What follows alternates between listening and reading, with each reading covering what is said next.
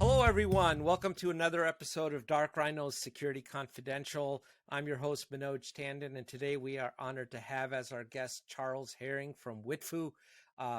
We're really looking forward to this conversation. Charles has a great past and a lot of experience in Infosec.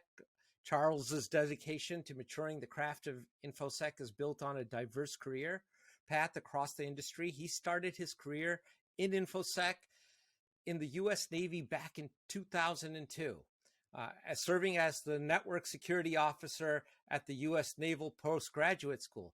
He was a contributing product reviewer for InfoWorld Magazine, spent 7 years running Herring Consulting, a company dedicated to process orchestration. He dedicated his career to process orchestration and did a lot of work with veterans, law enforcement, government officials, and used that experience and his learnings that led to the formation of Witfoo, which is Charles's organization at this point in time. And we're honored to have you, Charles. Oh, good, Manoj. Thanks for having me. Glad to be here. Happy to spend the time with you. Oh, I'm glad that you're here as well. And another little bit, we're going to talk about information security, but we're also going to talk about diving because we haven't had a real diver on this show. So we've had yoga coaches, we've had laughter coaches, we've had security architects, a lot of CISOs, but you're the first diver. So I'm pretty good at it. The number of ascents match my number of descents, which tells you I'm pretty good. That's wow. Always equal those out. Excellent. So, Charles, let's start this discussion off with the beginning. We are always very curious, and our listeners are really curious about how people got their start in cybersecurity. And this is for us a two-part question. We'd like to understand how you got started, but also your transition from the military to civilian life. That's a topic that we get a lot of questions on, and we would love to get, as a veteran, we'd love to get your insights on that and perhaps help other veterans become very successful. Yeah, that's a great question. It was really stressful for me coming out of the military. You have a lot of great stuff, great support system. You have a focused mission. You have leaders that have grown up being taught regularly how to be better leaders. You have a set of core values, and you have a team around you that cares about all aspects of your life, making sure you're good at work, safe at work, taking care of you, willing to put in with you, right? They're willing to own each other, right? Right. And so, sort of leaving that, coming into the corporate world is a whole different animal that we are. That support structure is gone. We tend to live in this dichotomy of work life and home life, and so we sort of have these casual relationships with our coworkers instead of having more connected, deeper relationships that we shared with our fellow servicemen when we were in the service. And so, it was real hard for me. The first thing was just trying to figure out how to get the support system in place because, who do I talk to? Where do I go? Who can commiserate with me? Where can I bounce ideas off of? How do I get better? Because one of the great things that virtually all veterans have from the experience is adaptability, the ability to understand the new theater they're in and adapt to it. But it's challenging without the support system. It's frankly terrifying. And so first thing was just getting involved in some veteran organizations like the American Legion and VFW to have some veterans to bounce ideas off of and have that level of support, right? On the personal level, you have to be grounded there when you come home and have some help. And then really the adaptability is a whole different, the way organizations tend to run in general are loose missions, right? So the mission can change, the interpretation of the missions can change. Values, if they're defined, aren't necessarily widely adopted in the organization. So being patient is another thing we learned in the service. We stand a lot of watch. And so staring, waiting is something we really have to lean into because things don't happen very fast. And there's a lot of politics. So relearning how to interact with people that are not so in lockstep it was a big challenge, right? So talking to other veterans that have been through that, just on the small details, like I'm having a problem with so and so at work. I think they hate me. Am I doing this wrong? Am I pushing too hard? So I think a lot of it's just interpersonal skills, and going through the hiring process is tough because us veterans we want to go charge the hill. We want to solve the problem. And sometimes corporations don't want to run that fast, or there's emotions and politics and things that we're generally not accustomed to. But yeah, definitely having your new command. We PCS or do a permanent change of station inside the military when we're active duty, and sort of realizing that you are PCSing into a new command that's just outside of the military. You need to get the support structure set up. But I will say in cybersecurity, every problem you have in general in transition is worse in cybersecurity because it's an immature craft. We have problems defining what the real outcome should be, or what a good, we can't agree on that.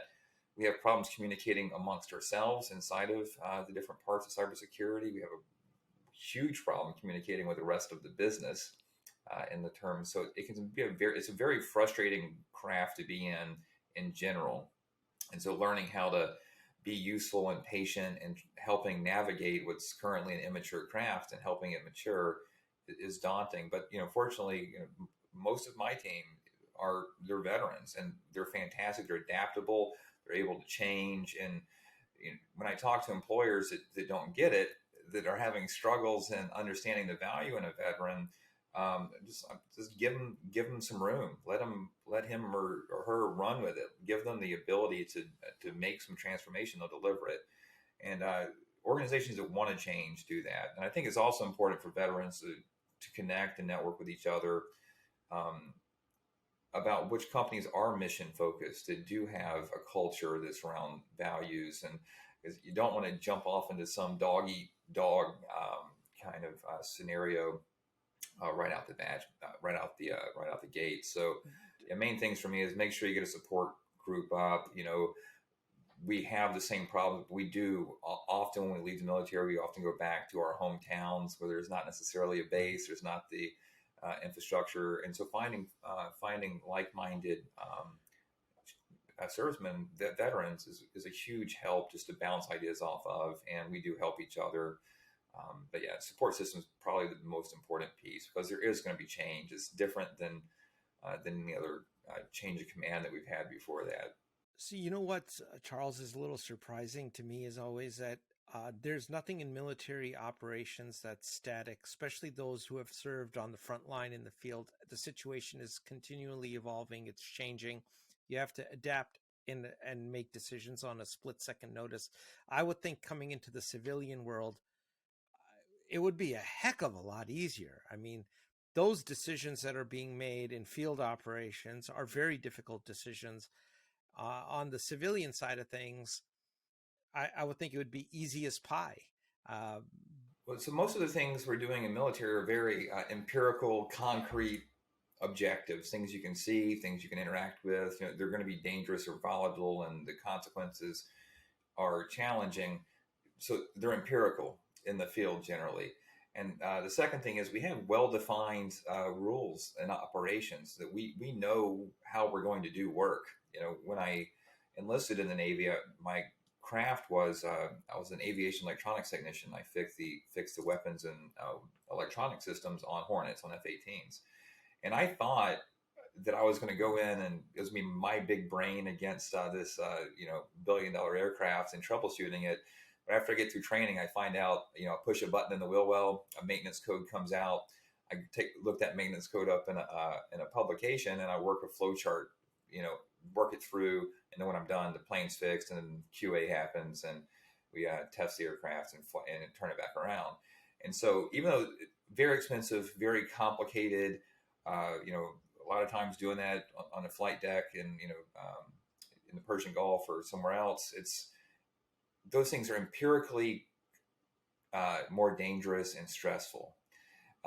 But the structure, how we do things, what's acceptable, the steps we're going to take, how we're going to QA it, there's so much structure. And when I, after 9/11, when I was detailed to the Naval Postgraduate School to spin up the network security group, that was my big aha moment, that not everything is that way, because it was, just after 9/11, about 20 years ago now, and the command has figured out how to do cybersecurity. Uh, and there's no publications, there were no flow charts, there was no training, there was no professional development, and it really was whatever I thought was right, and it was disorienting. So there was no Um, playbook for it, which, right. and for what you're describing is that there is a playbook on an F-18, but cyber, we know, even when we have playbooks on security orchestration, but they don't, they evolve on situation to situation. I think we're going to get into that a little bit, but before we get there, I guess another point along this is, do you have any message for employers that might have a bias, or I should say any kind of difficulty in considering a veteran for a position in their organization? In general, especially in cybersecurity, we need diversity, particularly occupational diversity. A lot of the problems we have in the craft is because we're doing the same thing the same way over and over again, and nothing's getting better, right? We're just sort of resigned to the fact that things are going to get worse and worse, which is ridiculous. And one of the most important pools of occupational diversity are military veterans. They're adaptable. They understand outcomes. They understand the investigative mindset, the troubleshooting and investigative mindset of solving problems and understanding rules of engagement and those types of things. So what I would say is, if an organization wants to get healthy, they need to onboard people that have the ability to solve for the outcomes of cybersecurity, healthy cybersecurity outcomes. And veterans are going to be in that mix. I don't think it's possible to build out a security practice that is going to have the outcomes of creating deterrence against cyber criminals, securing the network, meeting risk requirements. You can't do those things without the adaptability that can only come from folks that have been in these empirically challenging situations and have learned how to engineer around it, how to solve for that. So I would say, first, align your outcome to wanting success. And then as soon as you do that, you're going to realize you can't possibly deliver that without the occupational diversity that comes with military veterans. I think that's an excellent point, and I hope people listening take good note of that. But now, getting back to the playbook, so you started off in the Navy and getting into cybersecurity, and there was no playbook. So, and you're right. I mean, even today, people think that there's very finite steps 1, 2, and 3, and not everybody can agree on what those steps should be, or how they should be done, or how they should be communicated. Everything you stated is correct. But when you kicked this off in the Navy, I take it this was in its infancy, the entire program. Yeah, absolutely. The challenge, most of my life, the last 20 years, has been about studying the craft of cybersecurity. And crafts have very concrete things. Talk about naval aviation, the manuals that drive naval aviation that I learned how to do. Those things, it's called the NATOPS and ATOPS, which is, we say it's written in blood, because the criticality, the errors were, we're losing airplanes and we're losing life when we err, when we mess something up. So the need to get it right, to figure out what process is safe, what process is repeatable, what process is trainable. That all happened in the first 100 years of building that craft, really the first 50 years of building out the craft of naval aviation. So we don't have that criticality, for one, in cybersecurity operations. We also don't have that much time. We haven't been 50 years into it. And so that's one critical problem. I study what I call 7 unstable conversations in cybersecurity, the craft, the things that we need to communicate with each other. Data is the building block for a conversation. Okay. But to have a conversation, you need to understand the audience, you need to understand the intent and what the outcome is. But the first part of it is establishing a unit of work. As guys like you and I that have occasionally carried a quota, we know you work off a unit called an opportunity. How many opportunities you have, what's the size, what's the deal size, what's the likelihood, is it a commit? There are all these characteristics around that unit of work. Yesterday I was in downtown Chicago. I took an Uber down there. That whole organization runs off of a unit called a trip. And I get to have a meal. That unit is a ticket or a table inside of restaurants. And what you're able to do on that unit is to perform business planning. How many people do I need to do per unit? How much quota can a sales guy carry? How many trips can an Uber driver make? How many miles can they? How much money are they going to make on that? And same thing for servers in the restaurant industry and virtually any other mature craft. In aviation, I had a maintenance action form. Right, there was something either scheduled or unscheduled maintenance. That was a unit of work. There were things I had to do to complete it. There were things I could not do. And there was process and documentation that went around that unit of work. And the fundamental challenge that I had when I was spinning up the network security group, I had 7 sailors working for me. We had budget and all these things, but I couldn't figure out what the unit was. What is the work? And so I spent a lot of time just trying to figure out, because the unit is very important you get it right, because the trip makes sense to everybody in Uber, right? That's right. The meal makes sense to everybody at the restaurant, and the opportunity makes sense to everybody in the sales organization, and even beyond that to the executives. And so when you're talking about the unit of work in cybersecurity, what's the right unit? And the thing that I realized later on, much later on, was it has to be in the context of a crime. That someone is trying to steal our patient records, or someone is trying to extort money via ransomware. And those words don't just make sense to cybersecurity people. They make sense to every board member, whether they're a CISSP or not. But the challenge, there's this pivot that happened, and I wish I could make a movie out of it. when I was spinning up the network security group, it was the reason I was there, and the funding didn't come out of IT. It came out of national security reasons.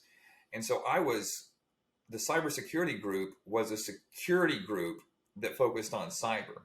My boss, my department head, was the director of security for the base. So my division peers were not the server people and the IT people.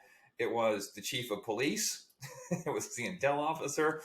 And so, we carried sidearms in the cybersecurity group, network security group at the Naval Postgraduate School, because it was security. And our outcome was, someone is trying to harm us. We need to stop them. We need to deter them, and one way or another, whether it's handcuffs and prosecution, or something more military. But I also had the meetings. I go from those meetings where we're talking about adversaries and crimes to IT meetings with my peers, interdepartmentally, where we're talking about patches and firewall blocks and packets and things that make no sense. And I realized in the beginning, I was trying to say that the conversation, the same data that I had, I used in one way in security, and then I used another way in IT.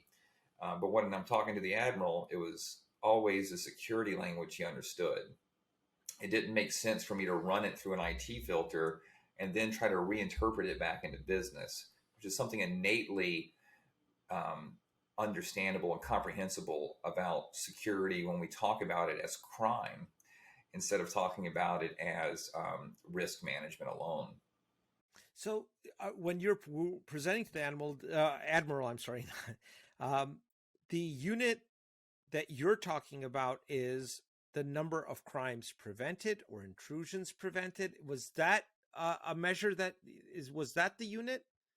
Yes, it's a number of. So when we talk about crime, you have civilian crime. You also have, in that case, it was also national security issues. So a nation operating against our nation, and then you also had policy violation. One of the students or faculty were doing something that was in violation of the command's policy. And those are mostly true across every organization. Someone's trying to commit a crime, steal data, disrupt service, break our services, extort money. They're doing a crime that lines up to some US code or some legal code, right? That can be prosecuted. And that was a unit. How many attempts did we have? How many attempts did we stop? What's the nature of the adversary trying to do these things? What can we do to further deter them from doing this? What can we do to prevent? That's the risk part, right? How can we shore up our defenses so that they're less likely to be successful? But the result, you think about law enforcement, police officers don't normally get to stop crimes. No, they're reactive after the fact. Right. They bring A lot of deterrence. cybers like that too. Well, so that's the challenge. When I talk about the 7 conversations, the main thing, the outcome that we should be driving towards in cybersecurity is increasing deterrence for criminals. And there's a number of reasons challenges that we've had historically that are starting to get better. If you look at the 2020 FBI cybercrime report, the interaction, especially in the financial sector with FBI, has gotten so much better. They're sharing information with law enforcement. They figured out how to package. They're not looking at logs as data. They're looking at logs as evidence. And so they're collecting it and packaging it in a way so they can produce an affidavit to FBI. And FBI recovered something, maybe the stat wrong, but something north of 70% of wire fraud they recovered. So this idea that international, that was, you pull up the crime report, is fascinating, and it's getting better every year because the financial sector has figured out the code of silence doesn't lead to a safer world. So the wire crimes are starting to go down, and so you're starting to see this move to cryptocurrencies, on the payouts of ransoms of different sorts that are where the reporting is not happening, the bank's not involved, so they're not able to be a good citizen. But in virtually every other vertical, we're not calling the police. We're not calling each other. We're not being good citizens because frankly, we don't know how to yet, I think is a major driver. A lot of groups have set up these ISACs, right? Mm-hmm. Yep. Which are intended as an information sharing warehouse. But you're saying that's certainly not enough. I know across the industry, we could probably, even in our group of MSSP MDR firms, we could probably do a much better job of sharing and communicating with our colleagues in friendly co-opetition. Right? That's true. That's true. Right. As good citizens, us getting the bad guys off the street is very important. And the other leg of this is starting to become more and more important is the cybersecurity insurance underwriters and the adjusters, because they're realizing, those here in Chicago, we had the CNA breach last month, massive. Yep. We don't know the whole impact of what that's going to end up doing yet, but potentially the attackers could have, whether they did or not, I don't know, could have gotten a list of who's insured for how much. So now you have a list of targets and how much their payout could be. McDonald's is insured for whatever, 10 million or whatever their insurance is. And now the attackers have a list, a menu of tasty morsels to go after. And it's important for each organization to protect each other. It used to be you didn't have to outrun the bear, you just had to outrun the slowest runner. Right. But now it's not true if the bear is getting a taste for the more expensive, better tasting meat, right? Yeah, they're going to skip the slowest guy and say, that dude tastes better. Let's go after that. And so the way that works is you have the collaborative, market sharings are important.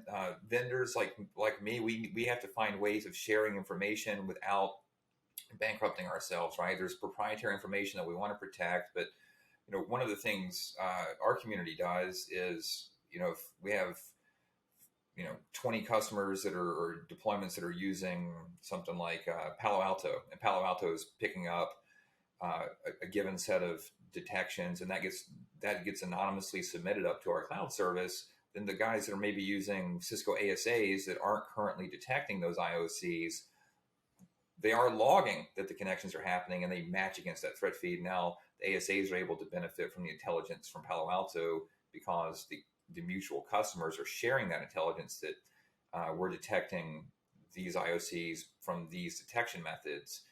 And, one of the things we learned in working with law enforcement is dealing with anonymous tips. So with the ISACs and other data sharing is sometimes too many tips is too much work. How do you vet the quality of intelligence, threat intelligence?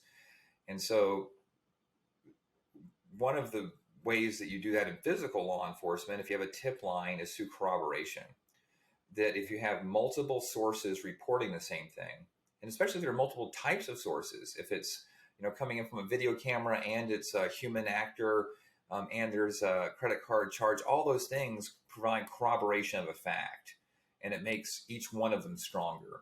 And so when you have, CrowdStrike detecting stuff, and then boom, now it's being hit by Carbon Black, and the corroboration of the detection methodologies, plus you have the corroboration of the submitting organizations, give you a confidence level that it is a legitimate, real tip that should be taken seriously, and you should be on the lookout for. And that it's more challenging. We've been working around that. Also, the part of, if that submission happens, there is a bit of a risk. If there's an audit trail, if it's not an anonymous submission, there's a potential for a subpoena, to where if I said I have data on this attacker, law enforcement may be investigating them and come to me with a subpoena to say, give me all your information. Right. And in talking to my friends in federal and local law enforcement, I tell them, it's like, if I get rear-ended in my car and I call the police and you show up and take a statement, and I give you the affidavit, you don't follow me home and go through all of my stuff. That's too much risk. But that's what we're having to do. And it's not that law enforcement's overstepping. It's that the organizations aren't collecting data with the outcome in mind of handing an affidavit of evidence over to law enforcement. So law enforcement has to come in and go through all the records. It's sort of like doing a tax return when all you have is shoe boxes full of receipts. So it's very exhausting for law enforcement, but you never know what law enforcement is going to pull out of that shoebox. That's a really good analogy. But going into this is about what we're seeing as threats in across our monitored platforms. The one place that I don't see any information sharing is what the red teams are doing. So when we look at our whole wonderful pyramid of pain, the very tip of that is not the domain of any vendor, right? When you get into unknown unknowns, that is the domain of human consciousness, human beings working on a hunch, trying to piece a jigsaw puzzle together, say, you know what, this might be a new thing. We don't really see much of that unless we've gone to Black Hat or we've gone to some other conference and we have our own private networks of people that we're constantly collaborating with, but there's really no good means of talking to those folks who are really digging through the logs, if you will, and trying to correlate things that machines are not capable of doing. Yeah, there is a good bit of hunting involved, and the couple of things that work really well in catching the unknowns are, honeypots are great things. Potentially any kind of deception technology inside of a network works great. If things start talking to a box that's not supposed to be there, yeah, there's not a false positive scenario here. Someone's doing something they shouldn't be doing. And so allowing them to dig into that is a great tripwire. And there's several good technologies out in the market that, TrapX and a few other that are out there doing good commercial support on these deception technologies. But, honeypots are very powerful, whether they're outside or inside, and just figuring out something's wrong. And then the investigative mindset really is about following the evidence, that you have a trigger, you have something that happens. Someone, and same thing in law enforcement, someone calls and says, there's a problem. I see something suspicious. There's an investigative process of going through that. This starts with developing a theory. Detective Bill Rich is an advisor of ours and a really sharp guy out of LAPD. And but he's not a cyber guy. He's been a homicide detective for years. But when I was explaining to him sort of how we do investigations as cybersecurity, he was indignant. He says, let me tell you this. Let me say I drive to a house and there's 20 bullets in the house and 20 shell casings on the ground. What I do is I draw a big circle in my mind around this scene, and I put a theory towards it. Is this a bank robbery? Well, no, probably not a bank robbery. There's no bank. That doesn't fit the theory. It's not a carjacking. There's no car. But this could be a drive-by shooting. So you sort of go through these theories of what the evidence could fit into. And he says, but what we tend to do in cybersecurity operations is we'll pick up the shell casing. We might even assign 40 guys, one guy to each shell casing, one guy to each bullet. And he's just thinking through what this thing could mean. And so you're starting sort of at this micro level, trying to find a way to a theory. But in law enforcement, you start with a theory. And then as you follow the evidence is either going to prove a theory. The more evidence you're able to feed into the model, or it's going to disprove it. And so, which is hypothesis-based threat hunting. I mean, that's exactly right. You have the model, and the more evidence you feed into it, it's going to, or as like he's like to say, if I have the murder weapon, I have the murder on tape, I have the confession, I have all these things. It's an open and shut case. I have all the evidence, so there's no room for ambiguity. But yeah, the signals to start an investigation are very important. Whether that's deception technology. There was one other I was going to throw into that mix, but maybe I'll come back to me later. The other thing is getting away from triage. Because of the volumetric nature of signals that we have, because unlike physical law enforcement, I can't come back and set up detection after the crime happens. My desk has fingerprints on it, even though I haven't configured fingerprint processing. I can do that later. But in digital, you have to have all of the collection and processing set up before the event occurs, which means we're processing a lot of data. In a lot of organizations I work with, it's terabytes or up to petabytes a day of signals that are coming in. And so what we've had to do as a craft is triage which signals are the important ones. And it does sort of, a lot of the hunting comes down to intuition, because we can't possibly process all of it. I can't do a million anything in a day. And so you can't go through that many signals. So because we're triaging, we're missing things. And a healthy craft doesn't triage, not in perpetuity. You do have triage during crises, but at some point the broken arm has to get fixed. You can't always stay in triage. But it is about processing every signal in the context of every theory, and computers can do that. And then again, you don't always have all the evidence, so that's where humans get involved. And sometimes humans have to go and tase somebody.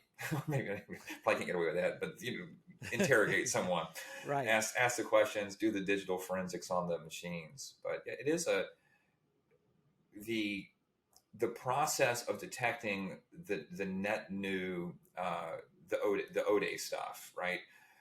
That's always going to be a challenge.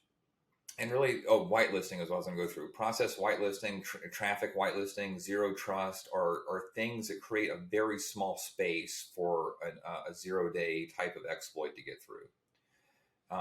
And even when we're working with red teams or automated attack simulation type of tools, it's important for the blue team, for the defenders, the responders, to understand where they are and to be able to synthesize what I call synthesized attacks from actual attacks, because there's different response actions to those. But yeah, it is a challenge. But I think mostly the talk about the 7 unstable conversations. The first one is investigators can't understand process the data coming from their tool sets. They can't process all the evidence. And it's a fundamental challenge that we've been working on.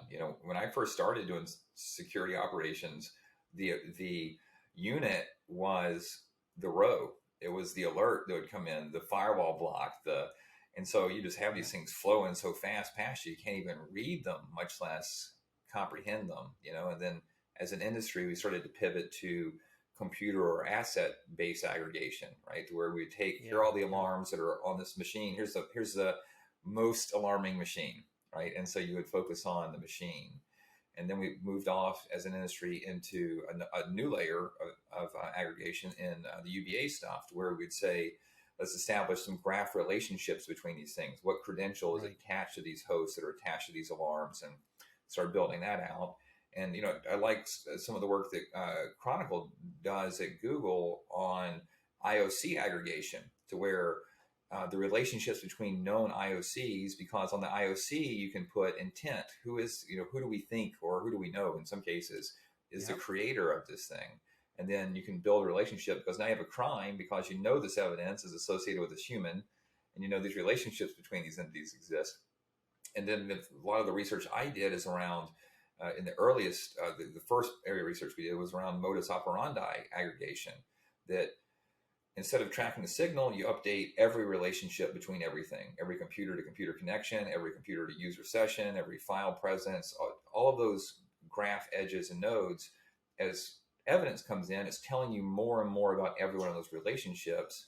And then you're tracking the characteristics of those relationships. And if that relationship looks like it's potentially reconnaissance fits into a kill chain, several kill chains. One might be data theft, right? Or it could be a number of things, but you basically have these open theories. And as more evidence and more relationships start connecting together across that modus operandi, one theory becomes more and more clear, more and more likely, and the other theories become less and less likely until they're disqualified, in the same way that you investigate crime. But in that way, it gets us out of triage, because that was the thing that drove me crazy. And working with folks over the last 20 years, the most heartbreaking thing is to work with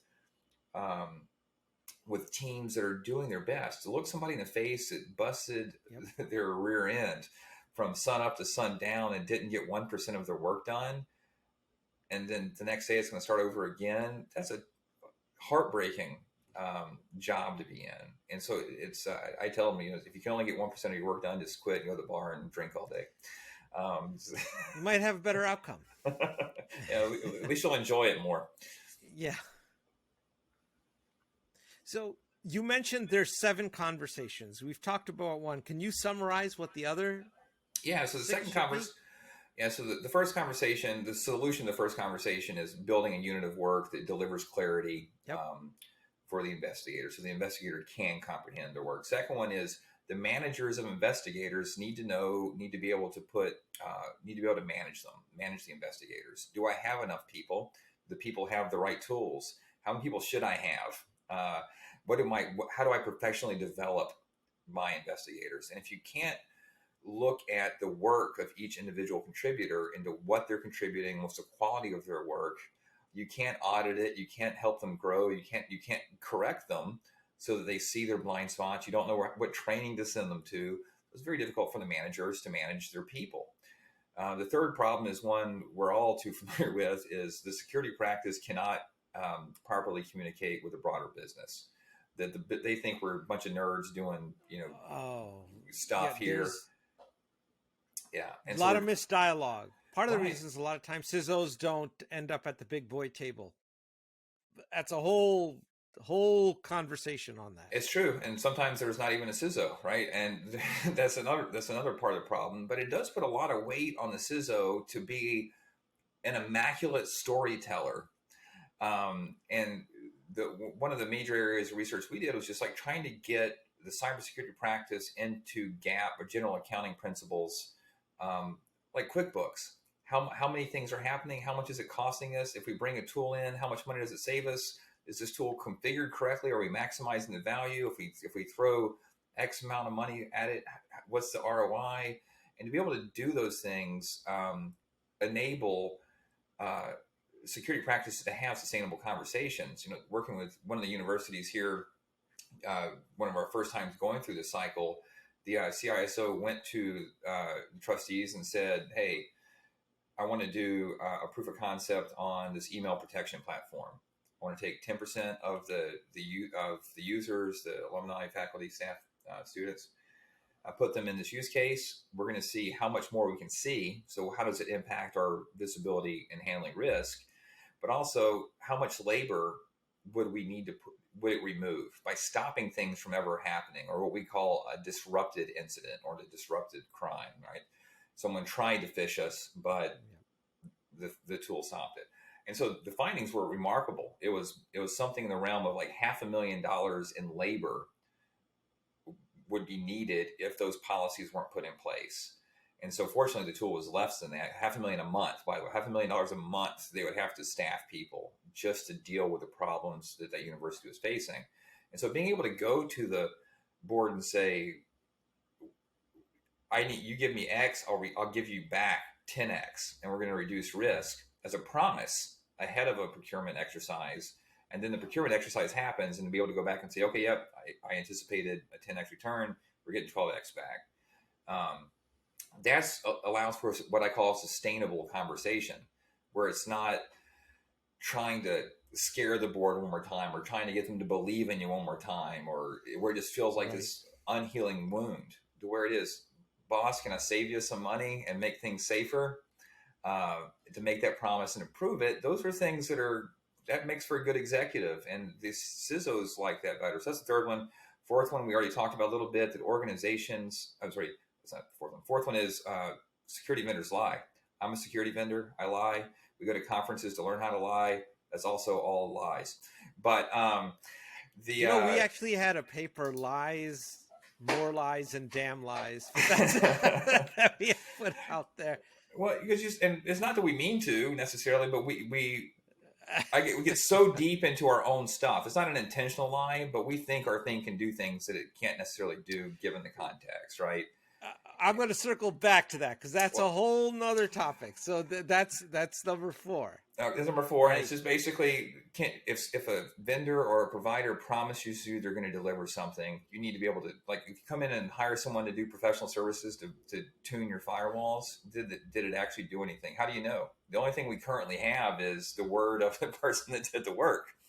And so to be able to see, you should see a reduction in false positives. You should see you should start seeing things happening in your securities operations center when you start making changes. You should. If you're initiating a tuning project without having that end in mind, then you're going to get whatever you deserve. Right. That's And that's true. You have to have some way of metering that, and that can be a very challenging piece. The fifth one is, as we said, organizations are challenged in sharing information with each other efficiently.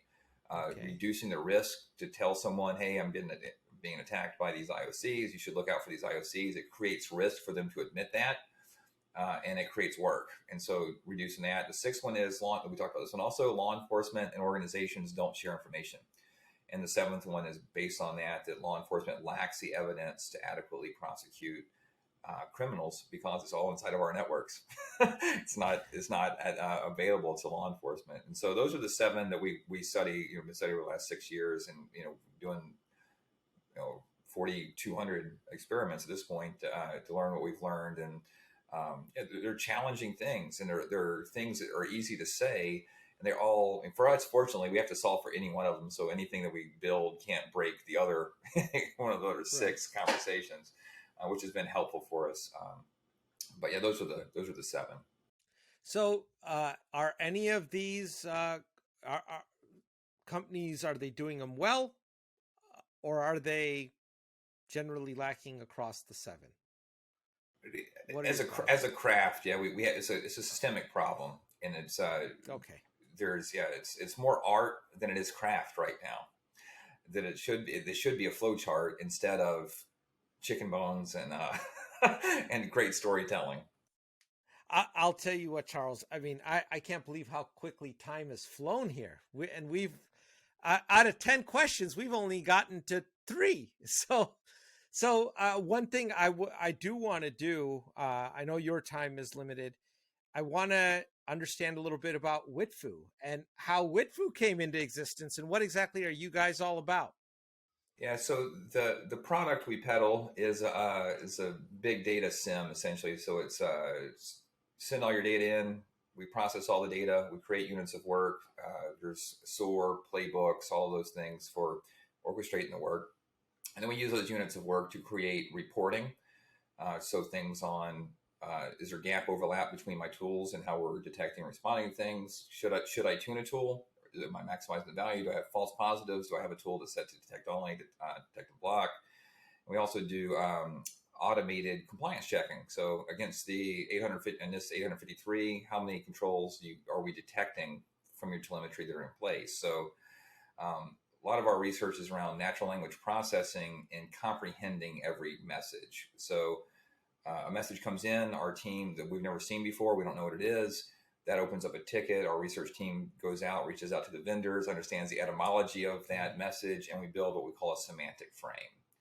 And that's just explaining how it works. And then once we understand what's in the message, why it was sent, what we're supposed to do with it, how does it map to frameworks like STIX or the MITRE ATT&CK continuum, then we're able to stitch that together into these modus operandi investigations.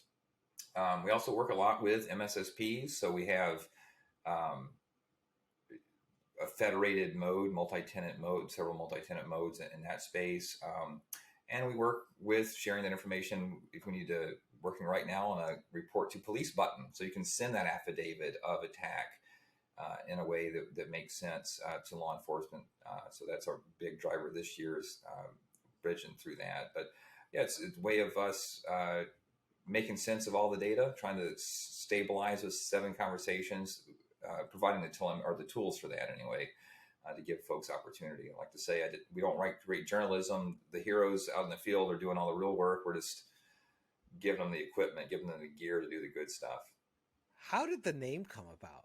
So wit is keenness of mind. Like you're really witty. You're a smart guy. You've got intelligence, and that part comes from what we're doing is normalizing and collecting the things we already know. There's this big move to do AI and machine learning and all these trick plays that we're going to do, and realize most of the stuff we need to do we already know. There is always stuff to learn. There's always new ways to look at things and do anomaly detection and those sort of trick plays. But what we currently have in the cybersecurity community is a ton of knowledge. We needed a way to collect it and operationalize it. And foo is just hacker slang from my old days on skill. How's your podcast foo? How's your Python foo? And so it's putting that knowledge to work. So it's really building this little army to come in as we learn stuff at one organization that gets ported out through what we call the Witfoo libraries, where we collect all this global intelligence, ways of looking at data, ways of visualizing it, and we make that available to the whole community, and we curate that. So it's just really. So is there a charge for that to get access to it? Yeah, so we do. That's how I eat. Well, you gotta eat. I can't blame you for that.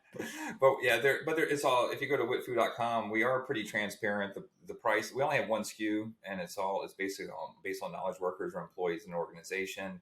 We have managed security service providers that will host it. They'll provide services around it as well. But we do sell. The software includes all of the sharing, all of the intelligence. We keep it turnkey. Spin it up, scalable, as many nodes as you need to meet your requirements. But just let us take care of it.